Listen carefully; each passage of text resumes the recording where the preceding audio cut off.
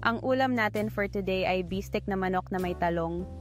Magisa na tayo ng bawang at sibuyas sa mainit na kawali at halu-haluin ay mekus-mekus lang natin hanggang sa maging kulay brown ang bawang.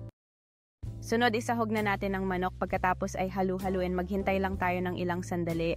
Minsan habang naghihintay tayo, maaari tayong maghanda ng mga paborito nating side dish para mas masarap ang ating kainan. Pagkatapos ay pwede na tayo maglagay ng pampalasa tulad ng soy sauce at iba pang mga condiment.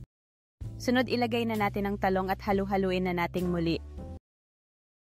Pagkatapos ay takpan muna natin ang ating niluluto. Maghintay lang tayo ng ilang minuto hanggang sa ito ay kumulo at maluto at pwede na nating ihain. Luto na ang ating recipe. Pwede na tayo kumain mga kaalagad sa Full House. Kain na po tayo mga kalagad.